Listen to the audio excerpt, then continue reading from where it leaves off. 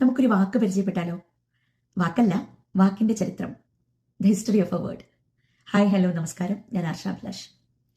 നമ്മുടെ ഓരോ ശ്വാസത്തിലും ഓരോ നെഞ്ചിടിപ്പിലും സ്പന്ദിക്കുന്നൊരു വാക്കുണ്ട്, ഹൃദയം. പക്ഷെ ഈ വാക്ക് എവിടെ നിന്ന് വന്നു എന്നെപ്പോഴെങ്കിലും നിങ്ങൾ ചിന്തിച്ചിട്ടുണ്ടോ? ആയിരക്കണക്കിന് വർഷങ്ങൾക്ക് മുമ്പുള്ള ഒരു പുരാതന ശബ്ദത്തിൽ നിന്നാണ് ഇതിന്റെ തുടക്കം. നമ്മുടെ ഭാഷാശാസ്ത്രജ്ഞർ ഇതിനെ വിളിക്കുന്നത് കേർഗ് എന്നാണ്. ഈ ഒരു ചെറിയ ശബ്ദത്തിൽ നിന്നാണ് ലോകത്തിലെ പല ഭാഷകളിലെയും ഹൃദയങ്ങൾ പിറന്നത്.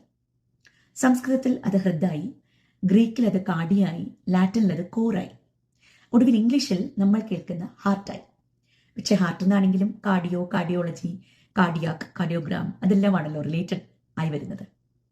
മലയാളത്തിലേക്ക് സംസ്കൃതത്തിൽ നിന്ന് ഈ പദം എത്തിയപ്പോൾ അത് വെറും അവയവമായിട്ടല്ലാതെ നമ്മുടെ വികാരങ്ങളുടെയും ബുദ്ധിയുടെയും ആത്മാവിന്റെയും ഒക്കെ കേന്ദ്ര ബിന്ദുവായിട്ടുള്ളൊരു വാക്കായി.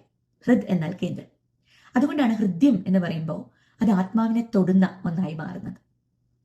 ഭാഷകൾ മാറിയാലും ഭൂഖണ്ഡങ്ങൾ മാറിയാലും ഹൃദയത്തെ കുറിക്കുന്ന ഏത് വാക്കും ഏത് ശബ്ദവും ഒരേ താളത്തിലാണ് കോർത്തിണക്കിയിരിക്കുന്നത്.